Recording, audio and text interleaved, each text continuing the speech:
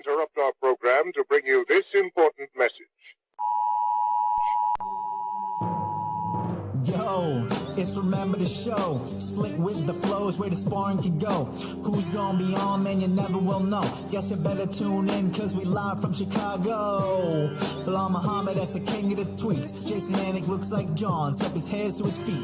Every Thursday, we gon' give you a treat. It's Remember the Show, hit play and repeat. And retweet, and retweet, and retweet. And retweet, it's Remember the Show, hit play and repeat.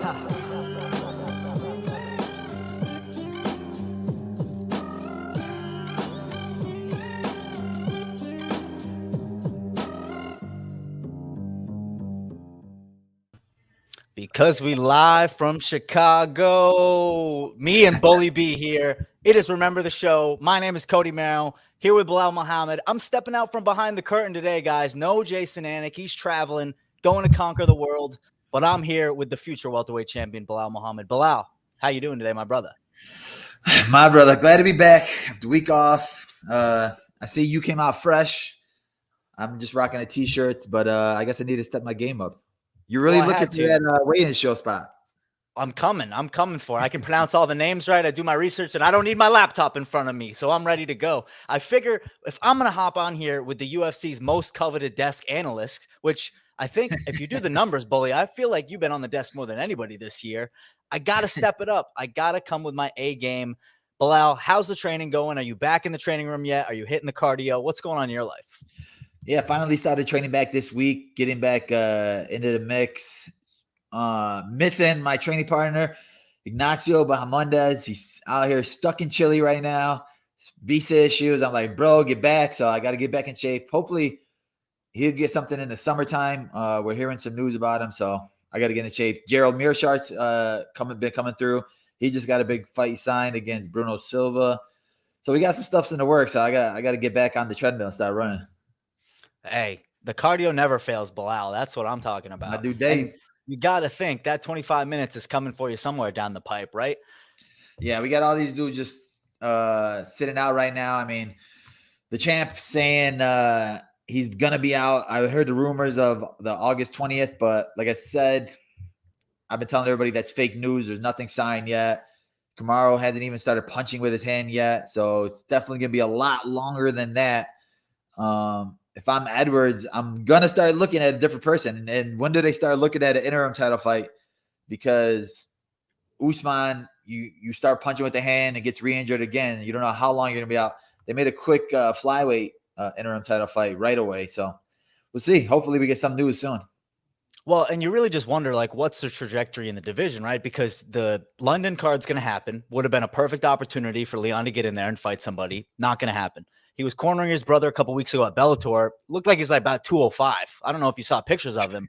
Doesn't look like he's really training right now, which why would you if you're going to fight Usman? But if you're Usman, what rush are you in to come back? It's only your legacy that you're putting on the line if you come back early. I mean, he's trying to be the GOAT welterweight. Why would you come back early against Leon? Like you said, if you're Leon Edwards, you got to start campaigning for something. You got to get your name out there somehow. Do an interview. Do something to get the people going. You know what I mean? Yeah, I mean, I think Usman's honestly, he's probably waiting on the sideline. I think that he's looking for a big pay-per-view card. He's waiting for a Stipe or John Jones. So I think he's going to wait for one of those cards to pop up. There's not really no big name cards. The July card was too early for him and already got booked. Maybe he's waiting for a Nate Diaz Poirier. But like I said, I just don't think that physically he could fight right now. If I'm Leon, it's been 3 years. You've had one fight against Nate Diaz, and you're going to go from Nate Diaz to fighting Usman. So in general, like, I wouldn't even want that type of fight. If that's going to be you lose Usman twice, you're not getting that fight again. So like, if I'm Leon in general, just being a competitor, I'm thinking about it as, all right, maybe I should take another fight.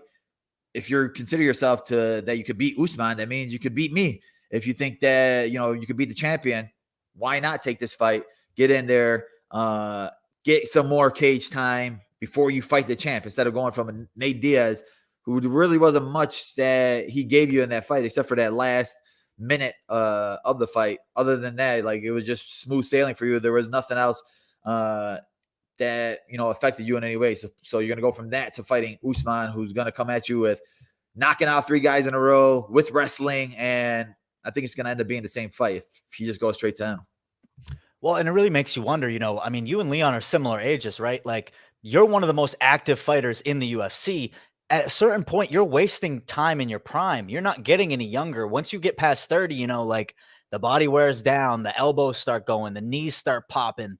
You're wasting valuable time where you should be in the octagon earning money, and you're just not in it, I mean, I tell these guys, look at Rakic. He said that he had an injury in training 3 weeks ago where he tore his ACL, and then you go in the fight, like, it's so easy to get hurt. So that's why I tell people, like, if I'm healthy, I'm going to fight as many times as possible because you don't know what little slip up will happen. Look at Beneil Dariush, who slipped up the week before his fight, tore his tibia. It's so easy. It's the hardest sport to train for. So if you're healthy and you're just wasting time, it's pointless. Yeah, I mean, Leon Edwards, 30 years old. I'm looking at his stats right now. Fought RDA in 2019. Then he had 4 fights canceled. Fought you in 2021. Fought again in 2021 against unranked Nate Diaz. What are you doing? When you look back on your career, are you going to be happy that you took that much time off? Probably not. Yeah, I mean. But I think what you said was a great segue because there was a fight last weekend. It was Rakic versus Blachowicz.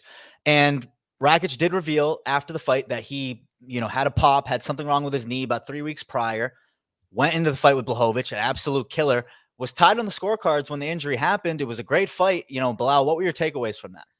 Man, I was down there. I felt so bad for him because he was like the first round was so good, both of them back and forth. Jan showed that, he was back. Rakic showed that he's a really contender. Second round, he took him down, controlled him. I thought that was a better game plan for him because he controlled him pretty much the whole round. So I thought in the 3rd, 4th, and 5th round, Rakic would have probably used his wrestling a little bit more. But one little slip up and the fight's over. But, Rakic is still kind of young. ACL tears are the worst, but he says he tore it twice before. So he's already been through it. Now it's just for him to mentally be okay with himself. Like, all right, I was still in there with the former champ. We had a war back and forth. I just got to stay getting healthy the right way. You don't want to rush yourself, then get re-hurt when you're back into another camp. So I think it's going to be like 9 months before he's back in there, but I don't think he really lost anything from that fight. His position wise, I think that he should still be like one fight away from the title fight when he comes back. Yeah, and at light heavyweight, it's a division that lends itself towards being a little bit more old in the tooth. You got guys like Glover at the top of the division where, what's he, 45 years old, gets the title. Blachowicz is another one who at the older age was able to have a lot of success. Without John Jones in the picture, it kind of is everyone one fight away from a title shot at light heavyweight. Yeah, I mean, I'm excited. I want to see the Ankalaev against Smith fight, Anthony Smith, because nobody's really talking about that. They were talking right into Jan getting the rematch right away because Glover asked for it. But I think Anthony Smith earned his way back to the Glover Teixeira rematch if he does get that fight again, especially if he beats a killer like Ankalaev. Ankalaev's another killer that I want to see what he would do against a champ like Glover. I think that either one of those fights probably get it before Jan if it's up to me. But obviously Jan is probably the bigger name. And if Glover's asking for it, especially if he beats Yuri, it makes sense. Right. And I mean, if he goes in there and beats Yuri, that's one of those things where you kind of got to give him what he wants. I mean, Yuri, I think, is going off right now like a minus 200 clip, like heavily favored going into this fight. Glover saying it's his last year. Seemingly every fight the guy goes into, he's the underdog, fighting against something. But yeah, it's an interesting division, and I don't think Rakic loses much by that loss. And, Blachowicz Smith is actually a fight that, as you're talking, I think makes a lot of sense, although Smith coming off of, not the greatest kind of year and a half track record. No, I mean, I think that Smith's been killing it. Smith's been on a good streak right now. Smith has been, I think he's like on a 3-fight winning streak. And Ankalaev, he had a okay fight against Thiago Santos. In his last main event. That was his first main event. People were giving him flack for it, but your first main event, your first 5 rounds, I think that was good for him to get those 5 rounds in. I think the winner of that fight, we'll see what happens with the Glover fight. If he comes out injury-free, especially if he wins, or Yuri, because Yuri's a psycho. So both of them are going to be in there throwing bombs. And it's just going to be I think it'll be, somebody's not going to be healthy after that fight. So I think if it ends up being Jan against the winner of Smith and Ankalaev, both of those are still good, especially for like kind of like you said, a thin division. There's some young up and comers on the way. Like your boy Jamal Hill, if he comes out there with a big win against Santos, a knockout, his name would be in the mix. So I think it all depends on all their performances that are coming up. Yeah, no, I mean, I think it's just there's so many options here at light heavyweight. It's one of those divisions that now that, like I said, now that John Jones is out of the picture, kind of wide open. And as you said, we have, Glover and Jiri coming up soon in Singapore. Just an absolutely fantastic kind of layout there. So, Bully, one thing that I wanted to ask you, as you sit there on the desk, as you're watching all these fights, all these kind of things, a lot of people talk about just the mind aspect of the sport. You talked about the physical aspect. Rakic, tore his knee 3 weeks ago. Blachowicz also said that the cut that he suffered in the fight was a cut that reopened. When you're sitting there on the desk, is that something that you kind of get a feel of as you're sitting there? Like, this guy kind of seems off. Are you that close to it? Or is that something that you kind of learn after the fact with the rest of us?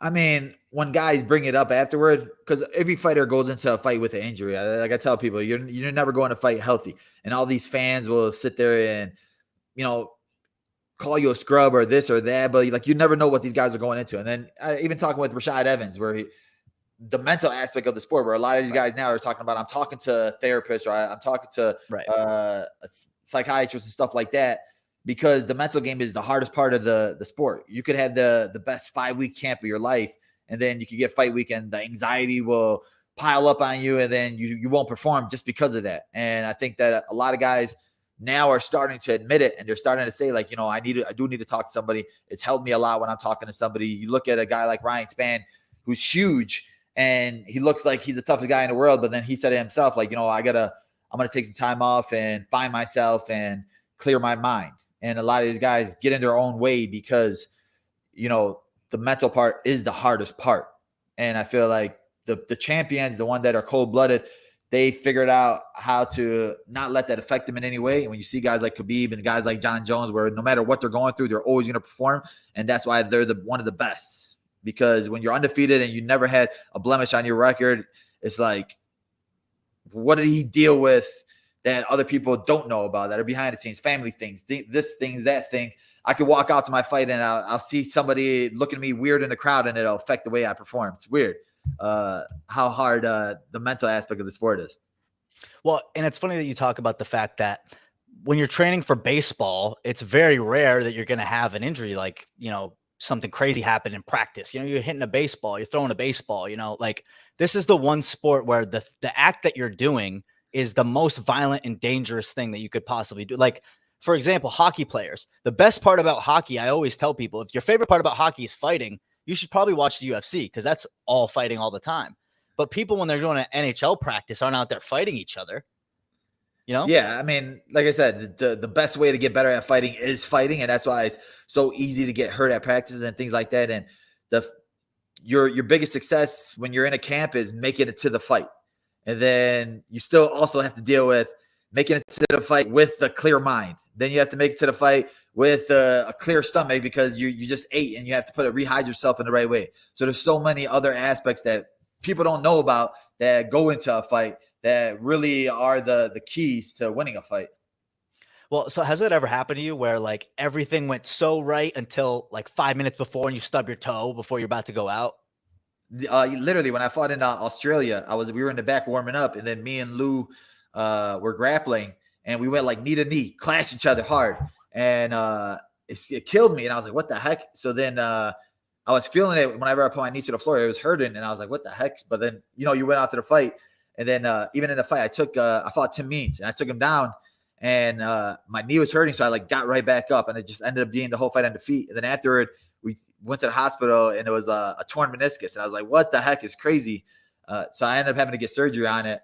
But yeah, we were just in the back warming up, and all of a sudden, anything happens, but we just clashed knees. Like I said, if you saw my warm up with my last fight with Horacio, we're sitting there sparring back there. And that's like the best way to warm up. I like to make it more of a sparring session, because if you're just hitting pads or anything like that, you get into the fight, you get punched once, you still need to wake up a little bit more. So I feel like for me, my best way of getting into fight mode is being in the back, doing a light spar, doing a light punches, kicks, grappling session. And that's how most guys are. But like I said, anything can happen back there. Well, two guys that assuredly when they enter a cage, anything can happen. Marlon Chito Vera, and Raufeon Stots, the Bellator champion and a future UFC champion. Join us here on Remember the Show. Marlon What's up, Gutierrez, boys? my friend. What's Just up, chilling. man? Rafa, how come you ain't carrying the freaking belt on you? You're like, if you're the champ, Oh man, I'm carrying that belt at all points. Where is the belt? It's around Come here somewhere. I on, got it, man. bro. I'm gonna wait till this win. When I get this win against Chito, then I, you know what I'm saying, I carry it. I feel like a true champion again. Dude, you're out here Yeah. choking right now. What's up, Chito? How you doing? All good, man. Just chilling, finishing a day of training and just chilling out here. When you got no fight coming up, are you just like still under a regular training regimen, or are you just doing like more lighter stuff, more technique stuff? Every day, twice a day. That's all the technique I can do. And if I'm healthy, I'm in the gym. So I don't really. There's no seasons in MMA. You know, they fucking call you and you better be ready. I mean, if you're not ready, you get fucked up in there. So I just train year round. I make sure I eat stuff that make me perform well, and then I run a lot. So if I'm injured, if something is broken or hurt, then I take a step back and, you know, handle that. But if I'm feeling 100%, I just train, spar, wrestle, do everything, and then, you know, you go up and down. But I train every day. Obviously, I feel like the Peter Yan fight should be the next fight. Have they brought that to you yet, or is it still talking? No, they haven't brought it to me yet, but I'm down to do it. You know, he called me out to fight in Abu Dhabi, so I would prefer to fight in Vegas. But at the end of the day, he want to fight in October. I'm like, why you want to fight in October when we can fight in September? Like, you need that much time to get ready? Come on. You fight tomorrow. Yeah, I can fight next weekend if they call me. Well, I think that's the funny thing with having both you guys on the show today. So, Raufeon, you won the title on April 23rd. Chito, you fought a week later. You know, when were you guys back in the gym? You both had, you know, hard fought fights, but how long did it take you to really get back into it? Yeah, I was back. The next. I think we stayed in Vegas in Hawaii till like Tuesday, but I was back that Wednesday when I got back. It's also like I ain't got shit else to do, bro, but be in the gym. You know, like I got like time allotted. Like you said, like 2 times a day. Like I got that time allotted for the gym, and I ain't got shit else to do at that time, so I'm gonna be at the gym. You know. Yeah, I tell people that all the time when they ask me, what are your hobbies? I be like, bro, like I don't really got no hobbies. I fight and I train. That's what I do. There's nothing else. Yeah, exactly. And that's fun enough for me, you know, especially like, I mean, fighting without like cutting weight is pretty fun, you know, it's not like it's cool enough for me to like, you know what I'm saying, do on a daily. Well, when now, you're Chito, a guy do like you watch any Chito, Bellator fights? Say that again? Do you watch Bellator fights? Not really. I don't watch nothing but the UFC. But I don't watch any other league. I don't watch boxing. I don't watch nothing. So it's not against Bellator. It's not against other sports. I only watch surfing, the WSL, and the UFC. That's it for me. Now, do you watch every event in the UFC? Top to bottom. Doesn't matter who's fighting. It can be a shitty card, can be an epic card, can be a number card. Hold on. From the first fight of the night all the way till the main event. Every single one. That's all I do. First fight till the last fight. And I don't like to talk. I don't like people bugging me. I'm watching fights. And that's why you're an analyst. How you like him behind the desk? I like it. And the only reason I do it is because I'm watching. It's like being sitting on the front row. When the fights are not in the apex and we have to call the fights from the apex and don't watch live, I pull back. I don't do it. I want to watch live. Oh, really? I say like, oh, I can do it. Haha. Oh, I'm fucking confessing it right now, but fuck it. I like to watch live. If it ain't live, I don't like it. I watch it on my couch. Yeah. But your first couple times doing it, like were you just smooth with it when you were talking behind the camera? Like I tell people, it's a lot harder than you think. I don't trip. So the first time they give me like a try, right? So they give me one of those shows in Asia. So it was like we were working like I don't know 1 a.m, and it was they threw me to the worst time to work, right? And I was just fine. I was just talking about what I was looking, and the cameras don't bug me, the lights don't bug me, and I just trust in myself. Like I'm like fuck it, I'm myself. I give my opinion and I just do my thing. So it's so hard for me to be in camera or do anything like this. And Raufeon, like I said, you're one of the best dudes when you're on that desk at one time. Has Bellator started talking to you about it? Are you talking to your manager about it? Because this started to piss me off. No, I'm trying. I'm thinking. I think I might be able to get on the desk again.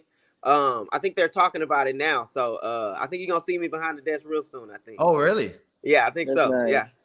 Hell And yeah. Love Now, that. obviously, you're in the tournament, so you see who you're gonna fight next. So right now, you're just training to better yourself, or you're like, oh, let me look at both of these guys and see what their styles are right now. Yeah, well, usually I'm like in the off season, like I'm sure you know, like I'm just like adding skills, getting better in general, kind of, like when I don't have fights, like that's kind of my goal, just to like get better as a martial artist, and then like I kind of just dial in once I get a name. But since I like have two names of like who I'm gonna fight, I'm obviously getting better at some skills that maybe I'll need for both of them. So it's a little different, but it's kind of the same. Like I ain't got nothing. I'm not like locked in to fighting this wrestler guy or locked in to fighting this like all around Brazilian guy, So I'm just kind of just training as I go and helping teammates, accomplish their goals. And I wanted to say one of your guys, maybe the trash talker, like it does give you more motivation to fight a trash talker. This is a question for both of you guys. Do you like to be, I want to fight a guy that's a trash talker, or I want to fight a guy like, it's quiet, let's make a business? I don't give a fuck, dude. I don't really give a fuck. Like for me, it's about getting in there and kick some ass. Like you can say crazy shit, or you can be the nicest person on earth. By the time they lock the cage, I want to kill you, regardless if you believe in God or if you're an evil person. So I work my ass off, and that's all I need to know. Like I got a thick skin. I can talk shit. I can be nice. So even for me, that doesn't really matter. I just focus in one thing, and it's run you over and hurt you. So that's all that matters to me. For me, I'm a little different. I like to talk shit. I think it's funny to me because I don't feel like nobody really got like beef. And then like kind of how I was growing up, like to my friends and to my family, like we talk shit. Like it's just like a kind of sign of endearment, We just, not like bust people balls, but kind of, So it's like fun. It's like fun to me. So like I ain't necessarily like one was like, man, this guy like really hates me, and it's like I don't really hate you, but I'm gonna talk shit. I mean, we fighting also, you know what I'm saying? I'm gonna probably say some things that you don't like, you know what I mean? I'm gonna say not totally mean things, but I'm gonna say some mean things, because I gotta get behind like punch you in the mouth and like hurting you. So it's like, yeah, it's fun to me, and it's just extra like all that shit I feel like it's just extra fun to me, like before the fight, the fight is the fight, and I'm gonna have to go in there. We're gonna have to go in there and punch each other anyway.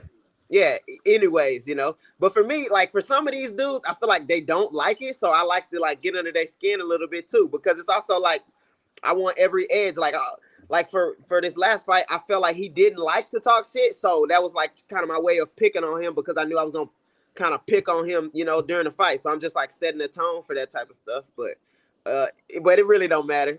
But actually, no, I would rather talk shit. I like the people who talk shit because it's like more satisfying. It's more satisfying too when you like beat somebody that been talking shit and you're like, you can't say nothing now, motherfucker. Yeah. Well, but it's funny it can you go say both that. ways. This game show started, Cody. One of these days, somebody gonna whip my ass, and then I'm gonna be on the shitty end of the stick. So, shit. Well, we about to see if Chito Vera is gonna whoop your ass in this game show. So let's get it going. See, let's go. Oh shit. All right.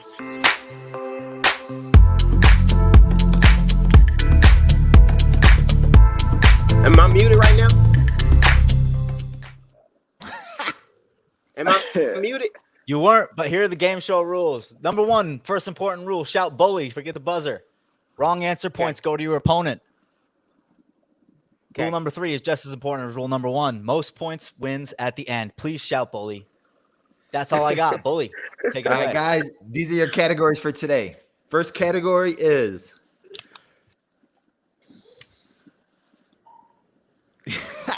Bellator or UFC. So I'm gonna post either a Bellator fight. You got to tell me who won. The Bellator questions are for Chito. The UFC questions are for Raf. And it's a guy won the fight. So these are you guys watch the other bullshit. And put a strike force in there. All right, who is he or she? These are guy fighters with girl filters. You got to tell me who the guy fighter is.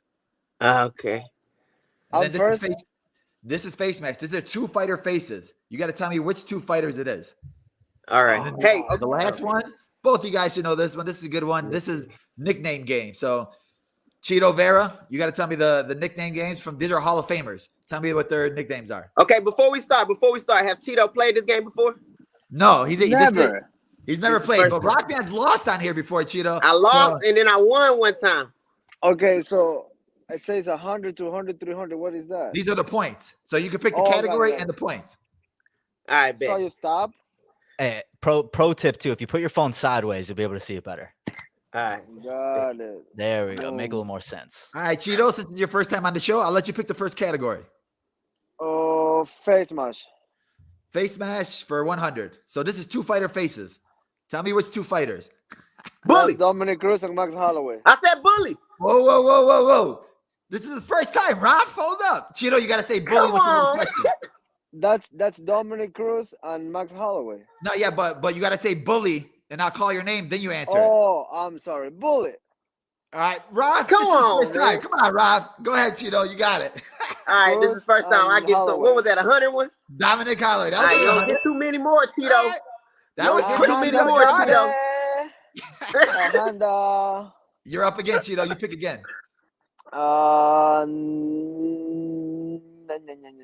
Nickname. Nickname game for 100. Matt Serra. What's his nickname? Bully.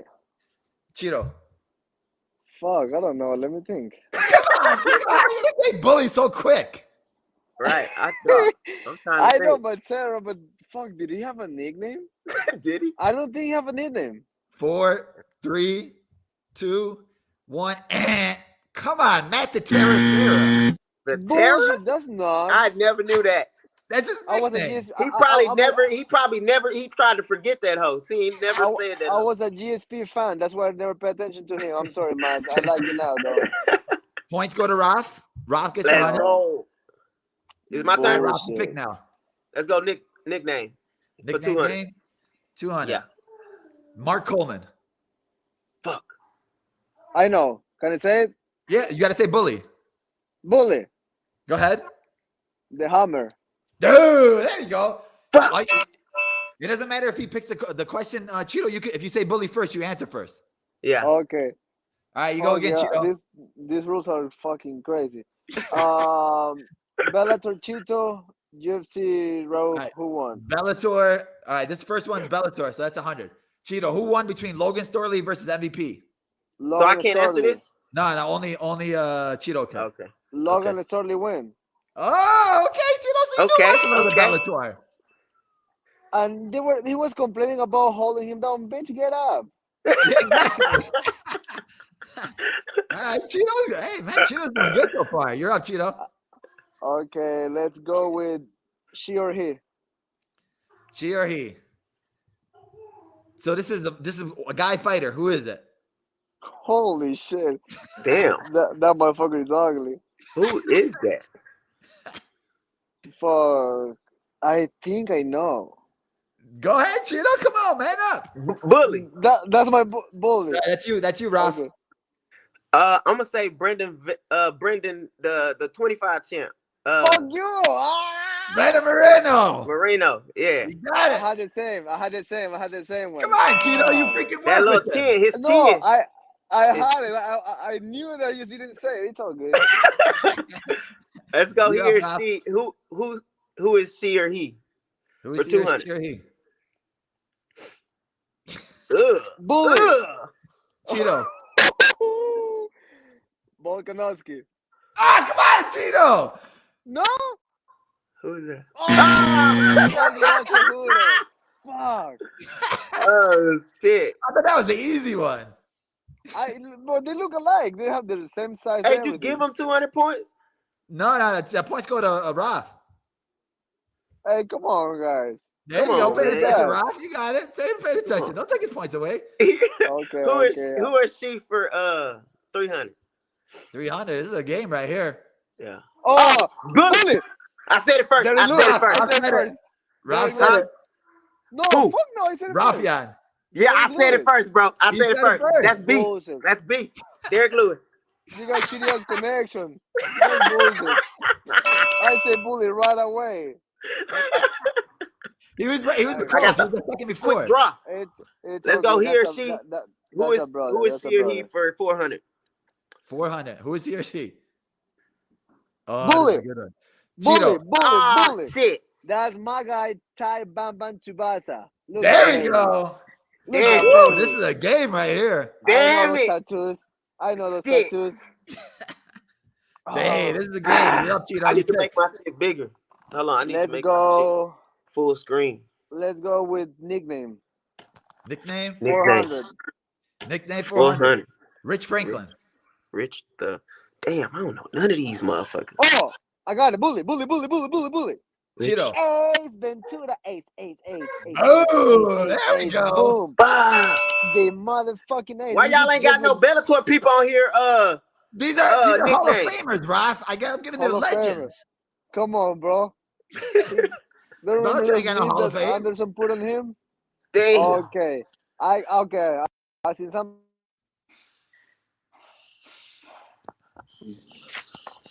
You guys there? Oh, there Hello? you go. We got you now. Hello. Yeah. Hello. Yo. Yeah. You got You us? guys hear me? Yeah. Yeah. You can hear me? Hold up. Oh. Hold up. Boom. Hold up. Hey. Oh, what happened? Hello. You want to take him out and put him back in, Cody?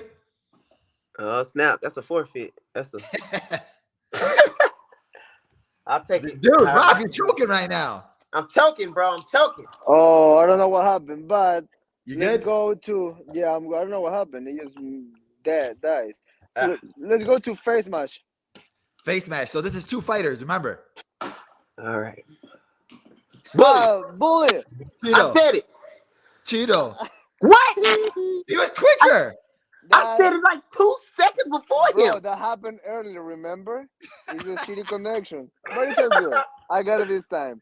That's that's my guy Chima F with I know the motherfucker in there.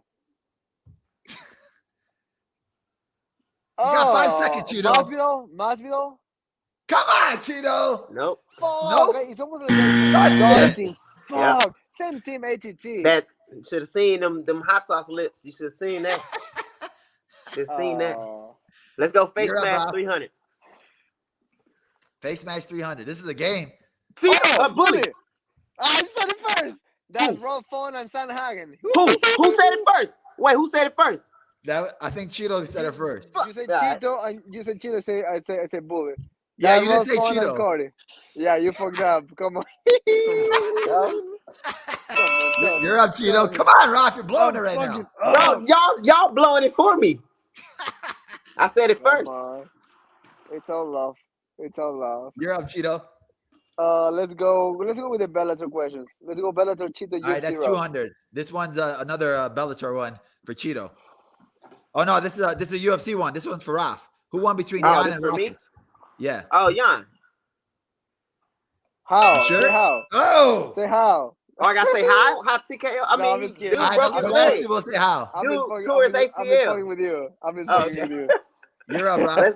Let's go Bellator UFC for 300. 300. This one's a Yeah. Bellator one, I think.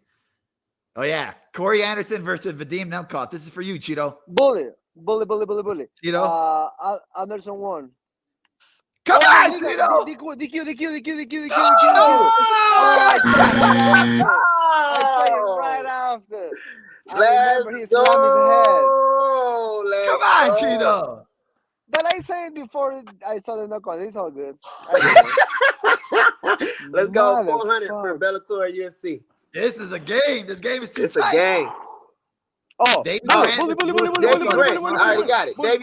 Davey Grant. Ah, fuck. It's a You guys UFC. two together. Bullshit. Let's go.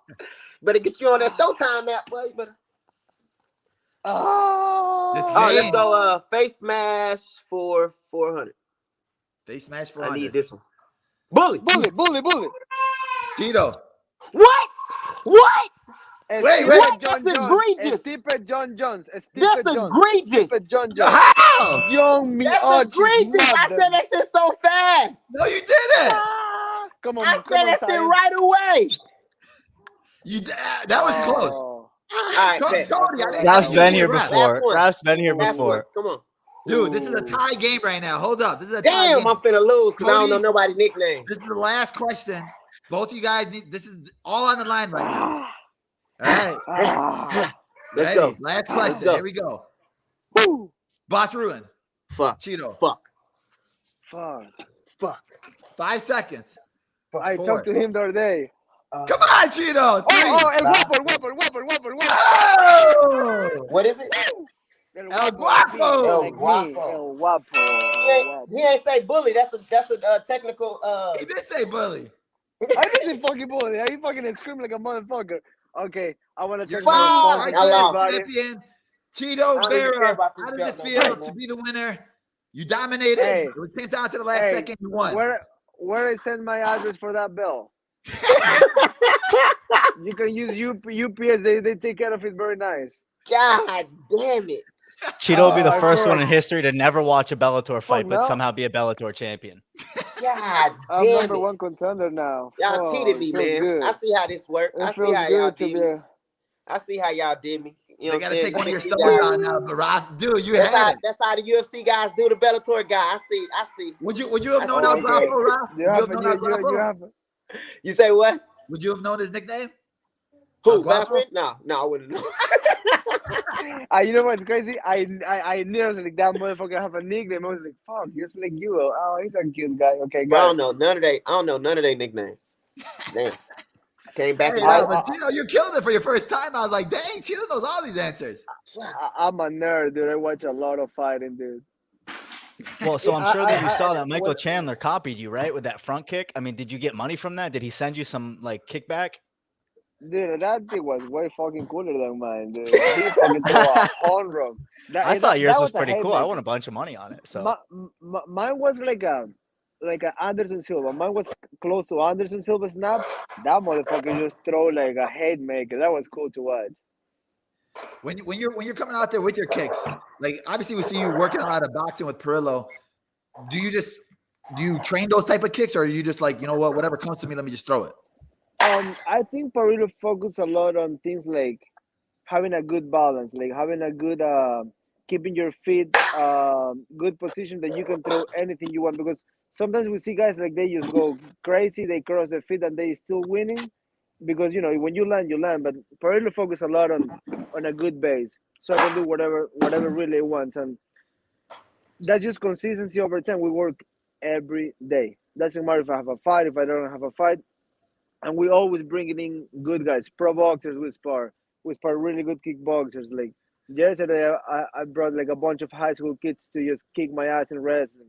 I got a good to AOJ, Art of Jiu-Jitsu with the Mendes bros. Like, dude, you got 15-year-old kids over there that will choke you out every 15 seconds. So it's just I'm in touch with a lot of like high level guys, and I see them every week. So that's all I do. Do you have like a core of like training partners, or do you bring in like different guys every camp? Or am I bringing in this guy specifically for this guy, or I'm just going, you know what? Dude, let me go work with anybody. At the Ruka gym, it's only me, Parillo, and Mackenzie Dern. That's it. There's no a team. There's not 300 guys. We use Parillo. Make sure he bring girls for her, and he make sure he bring guys for me. And then the jiu-jitsu wrestling, I bring guys in the afternoons, and then in the spar day. You better, you know, you see what's working, what's not working, and that's the only moment you can really know what's really works, when you're sparring live in the cage, two guys, not that bullshit sparring that it's like 300 guys in the mats, and that's not really sparring. Mm-hmm. That's what I tell people that hard. too.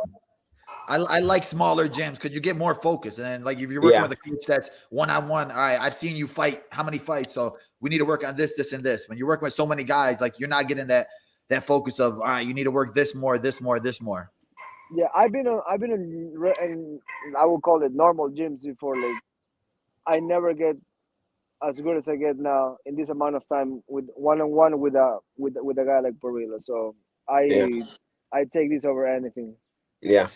Raufeon, you've had both sides. You were at Extreme Couture your last one. They got a huge gym, and then you've been at smaller gyms. Which one do you like better? Prefer better? It depends. Like for me, like kind of how y'all said, it depends on like what kind of attention I'm getting. Like it's cool to be at a big gym, but if you get lost in the sauce, or you ain't really nobody like really watching you, holding you accountable, keeping track of like what your training habits are, or what your successes and failures are, then it's like, why are you there? You just there. You just a body, pretty much. So like for me, it's like I would rather like the one-on-one or somebody like over my neck watching everything I do. From a different look. So if I can get that at a big gym, it's cool. But if I can, I'd rather be at somewhere where I can get that. All right, maybe we could get a connection here. Both of you guys train with each other. We got two of the best in the world. That'd be great. That'd be great. Why not? Hell yeah. I'm always. You guys may have been enemies on the show, but it's all right. You guys may have been enemies on the show, but it's okay. You guys become friends after this. But hey, I want to appreciate both you guys for coming on. Thank you guys. You both great fighters. Can't wait to see what's next. It happens. Thank you, guys. Thank you. Thank you, my brother. Appreciate you. Peace, guys. Have a good one. Man, what a good time now. I love Chito, dude. Both of them are so cool. Good guy. I mean, I would watch a show with Raufeon and Chito. Imagine if you going to ask him, has he ever thought about Chito? Both of them need a podcast. Like literally, yeah. Like they both just do it together. Be just they can show each other UFC or Bellator fights. He'd be like, "Oh, did you see this fight? Oh no, you didn't. Oh, did you see it? Oh no, you didn't." They're just show each other. But like I want to see them training too, because like I tell people all the time, training with Raufeon, he's maybe 135 pounder, but like he could sit there and give me a go. Like, being a 170, I'll sit there walk around at 190, and I'll go with Raufeon and it's a hard go. It's not like, dang, I'm going with the smaller guy. Raufeon's strong as heck. So yeah, hopefully I didn't want to ask him because he's my boy, but Aljamain Sterling's the king of 135 and nationwide. I was wondering, what these guys have a perspective. Are you always looking at just that guy on the top, or is it like, let me just climb up, I think it's interesting, especially because Aljo, I think, is at Extreme Couture, right? So, I'm sure that they've crossed paths before. Yeah, I think they actually know each other. I think they're actually cool with each other. I'm not sure if they train with each other, but like I said, although like you can see both of their personalities, there's no ego between them. So I think if both of them even got connected with training, it'll just be all love. Even with like Aljamain, where those guys, you've seen him train with Adrian Yanez, and Giannis and Raufeon train together. So like I don't think that they'll be like, oh, I'm going with this guy. Let me show him that I'm better than him or anything like that. At this point, unless you're freaking a loser like Sean Strickland or somebody, I don't think there's nobody in the training room that is trying to hurt you. And all those guys understand that you get paid to fight, not paid to train, not paid to knock each other out in sparring. So, yeah, well, an ego too. I mean, how much do you see that their ego is their worst enemy? They can't go in there and get humbled in the gym. Like it's going, and as you said, like something that you've done, you've trained with the Nurmagomedovs, like. It's training with those guys that'll humble you and get you kind of that sense of like, like, yeah, I might have got my ass kicked today, but tomorrow I'm going to get my ass kicked less the next day, less than that's how you learn. Yeah, exactly. And that's how you're going to get better. And there's guys that'll be like, oh, I got tapped out and I'm not going to show up again. And that happens all the time, especially in like the normal people's jiu-jitsu class where they'll come in one time and they won't do it. And I'll tell everybody all the time, like, if you're getting tapped out, you're in the right place. If you're getting taken down, you're in the right place. If you're going in there dominating all your training partners, you're in the wrong place because you're not getting any better. But I like the style of Chito and Perlo because, like you said, smaller gyms where they're focusing straight on you. And you see that kind of like with Justin Gaethje and Rose where, they're getting that straight focus on from their team. So there's not a huge room of guys, 30, 40 guys where you have to focus on this guy, that guy, this guy. It's like, no, we're focused on you. All right, this is what we need to work on from the last fight. And we just keep building from there. And every fight, you're getting better, you're getting better, you're getting better. And a guy like Chito, who's now like one of the hottest streaks in the UFC, is because he's getting better every single time. He's trusted his coaches and he trusted his team. And he didn't leave after one loss or one little hiccup. So want to see who that guy fights next, especially if he gets to Peter Yan. That'll be really good. Raufeon, I want to see him fight that big mouth kid. I forgot what his name is, but if he fights him, that'll be cool just because he said both of them will be fun trash talk. Not Gallagher. There's another one out there. There's a newer one that's trying to do the trash talk. Yeah. Yeah. Interesting. not as privy on the Bellator knowledge. But one place, Bully, that you can't have an ego is when you're picking fights. So let's get to Bully's picks.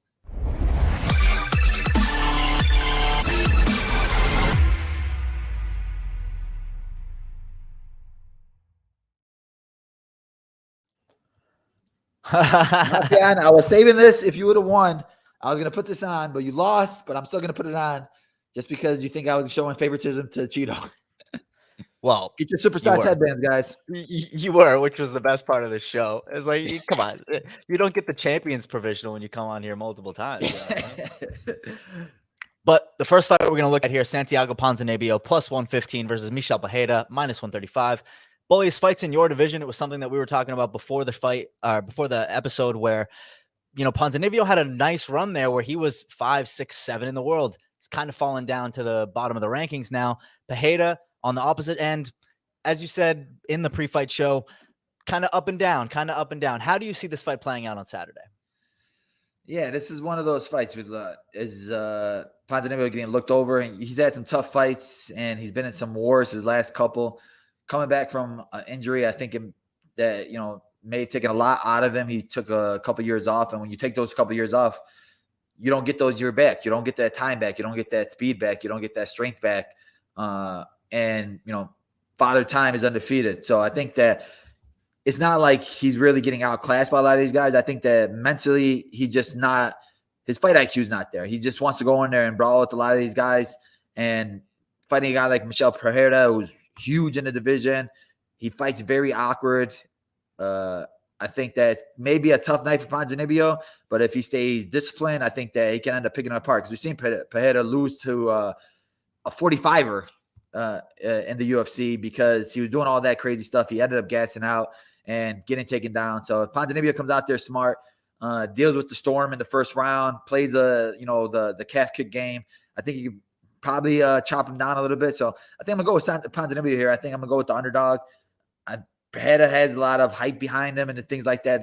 They want to post the replays of him flipping and things like that, but he's really stopped doing that in his last couple of fights. So I think that Ponzinibio is going to come out here, play a little bit smarter because he definitely needs a win. And, I think he's coming out with a finish. Yeah, he's 2-2 since 2018. Ponzinibio, as I said, was at the top of the rankings. Before that, he had 2 fights between 2018 and 2021. So just not a great track record there. And I think something that actually benefits him is being at the Apex this weekend. Smaller cage, cut down a little bit of that movement of Bejeda. But then I guess as I'm saying that, does that also not help Bejeda too? Maybe like rein him in a little bit?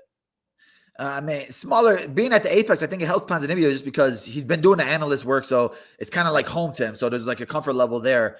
The smaller cage for Bejeda, who likes to move a lot, I think, and, he'll throw a lot of explosive stuff out there. Maybe he won't gas out as much because he's not doing as much footwork or anything like that. And he doesn't have the space to do all that crazy thing. So maybe it makes him settle down a little bit more and listen to his coaches a little bit more because there's not a lot of yelling. There's not a lot of fans in there. So his coaches will be like, dude, stop doing that stupid stuff. Be smart. He does have power. He showed that he does have knees and athleticism. But I just think that Ponzinibio, you got a dog against the cage. He needs a big win here. And he's going to come out swinging. Yeah, I'd be interested to see how this line moves. Obviously you're going to give your pick and the line's going to go down, but I'll be interested to see what that is come Saturday night. But that fight is before the main event. It's Holly Holm minus 250 versus Ketlen Vieira plus 200. Holly Holm 14-5 in her MMA career. Ketlen Vieira just 2 losses. She's 12-2. The Brazilian enters this cage after coming off that win against Miesha Tate. She has won. She's 2-1 since 2020. Holly Holm, as we know, future UFC Hall of Famer, absolute legend. Talking about possibly fighting Katie Taylor in boxing if she comes out of this fight. But Belal, they got to take care of business on Saturday night. Are you on the desk, and how do you see this fight playing out? No, I'm not on the desk. I wish I was on the desk. This would be a fun fight. I want to see. I've never seen Holly Holm fight. And like you said, if it's one of her last fights, it'll be cool to watch her in person. Holly Holm just has a hard style to deal with. I think a lot of these girls can't deal with her style. It's a smaller cage, so she won't have a lot of space to move around. But I think that she's just going to be a lot faster than Caitlin. She's going to use that side kick, keep the distance away, use her hands, hop in and hop out. I think she's going to be a little bit too fast for Caitlin. Caitlin looked good her last fight against Miesha, but I just think that Miesha was landing some good shots there. I think Miesha was just a lot smaller than her from what I've seen. I think for Holly Holm, it's been a while since she's fought. I think it's been like a year and a half or something like that. But she's been there before. She's, like you said, she's a Hall of Famer. She's fought the best of the best. I think that she's going to be able to pick up apart Vieira. Yeah, October 2020 is her last fight. Her last win by finish. When do you think that was? Ronda Rousey. No, Betch Correia. Oh, She really? won by Oh, yeah, I head forgot kick about that in one. 2017. But I mean, her career, just absolutely one of the craziest careers as far as just the ups and the downs, the highs and the lows. I mean, Holly Holm's a future UFC Hall of Famer. I don't think that's really a question, is it? No, yeah, she's for sure going to be a Hall of Famer, and she's another one of the ladies that brought the division up with the Ronda Rousey, where it made people want to watch. Especially, she was that girl. She's the one that's finally going to beat Ronda Rousey. She's the one that showed everybody that Ronda Rousey was human with the head kick, and just based off of that win, she's going to be in the Hall of Fame. Well, and it's just one of those fights where every time you fight Holly Holm, unless you have an incredibly high level wrestling and grappling game, she's probably as good as you are, if not better, in every aspect of the game. So she's one of those all around mixed martial artists that I think just brings everything to the table. I would have to agree with you. I do think Holly gets it done this weekend. Yeah, she's been in there with the best. I just think that her style is hard to deal with. And even with the guy, like you said, when everybody's talking about Logan Storley against MVP, you don't want to stand up with a guy like that. There's certain guys that, if I'm a better wrestler than you, I'm going to take it there. This is chess, not checkers. Like, I'm not going to sit there and try to bang with a karate specialist when Logan Storley is predominantly a wrestler. And he's probably one of the best wrestlers I've ever gone with. I've actually trained with him in Florida. And, even when you have a guy like Scott Coker hating on him, it's like, why the heck are you hating on your champion? He's your new champion now. Him against Amasov will be a really good fight. And I think that should be the next fight. Yeah, no, I thought that was a little short-sighted by Coker, especially because Danny Sabatello. That's the guy. That's the guy that Raufeon, the trash talker. My dude, Dave. That's what I have you here for, baby. I know. Dave's like the unofficial third member of the show today. Yeah, he's starting to talk trash, and I'm like, bro, who's this new guy? But he's getting attention. And like you said, a lot of these young and up-and-comers are going to try that style. But unless you're actually winning behind it, nobody really going to pay attention. This kid's been winning, and especially if he wins his next fight, him against Raufeon will be a fun one.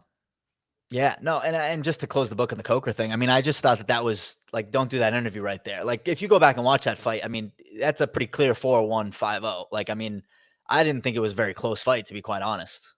Yeah, and it was respect to MVP in the cage where he said that, I got to work on stuff. I got to be better than that. And you're going against a wrestler. It's not like you're going against a striker and this guy, all he did was take you down.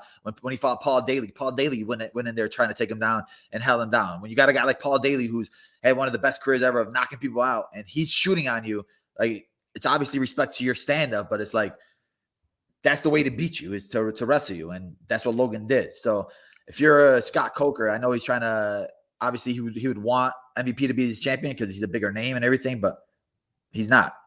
If you want to be a champion, send him out some wrestlers to help him train.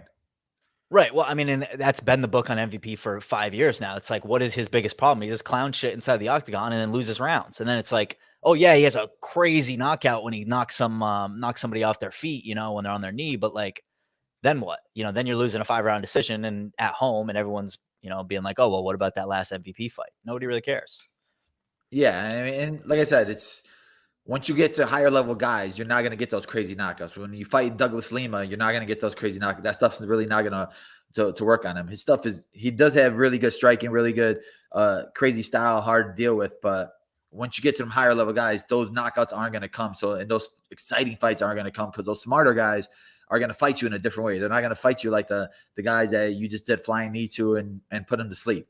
Douglas Lima took him down. Paul Daly took him down. And Logan Storley was the best at taking you down.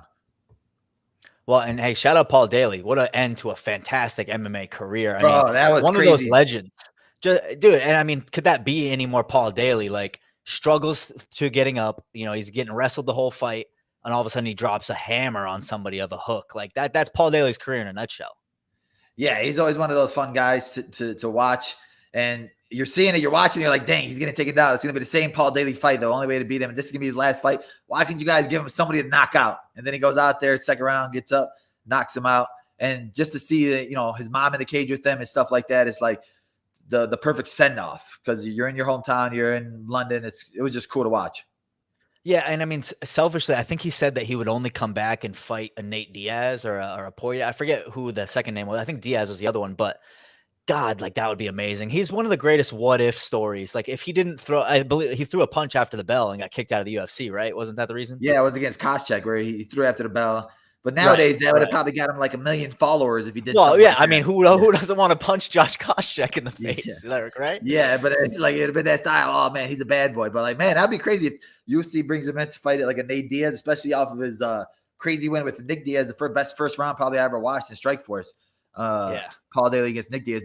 That would be a fun fight too, to bring him back to fight Nick Diaz, because you're obviously looking for an opponent for Nick Diaz, who's a big name. So if you bring him back to fight him, that would be cool. Mick, make it happen. What's up? We got Belal on the matchmaker. But thank you guys. That's Remember the Show 63. I'm filling in here for Jason. Jason, I hope you're doing well. Belal, I hope your recovery is going well. Guys, we're working on some stuff, all right? International Fight Week might be a very exciting week for this show, so stay tuned. We're going to try and iron these details out and figure it out. Thank you for your time. Thanks for tuning in. Subscribe to the Anik and Florian Podcast, and we're out. Peace.